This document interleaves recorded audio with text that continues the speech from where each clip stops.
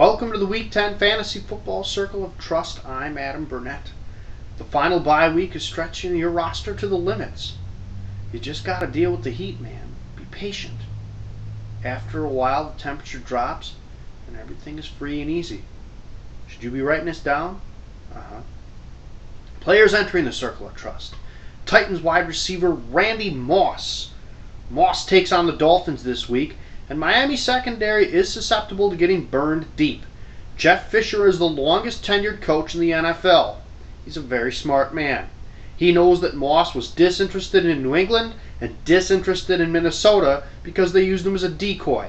If I were Jeff Fisher, I would throw the ball deep to Randy Moss on my first offensive set, just to make sure that he was interested in the game and show the Dolphins that we plan to use him. Also entering the Circle of Trust is Colts tight end Jacob Tamme.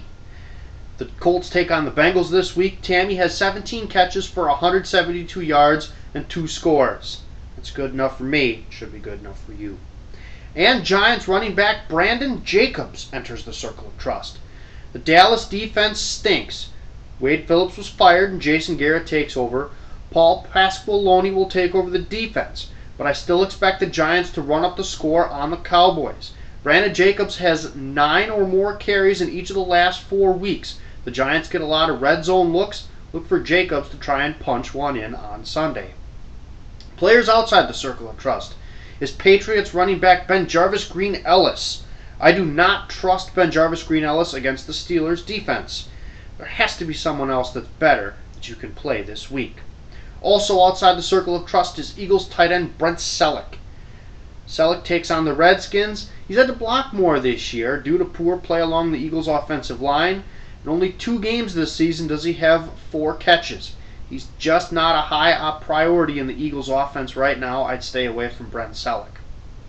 And Cowboys quarterback John Kitna is outside the Circle of Trust. He threw for 2 scores, filling in for Tony Romo in the first game against the Giants, but I don't see that happening in the Meadowlands. I cannot trust someone that has 6 interceptions and 2 fumbles in 2 starts. That's the Week 10 Fantasy Football Circle of Trust. I'm Adam Burnett. You can check me out on Facebook and on Twitter. I am a baseball genius.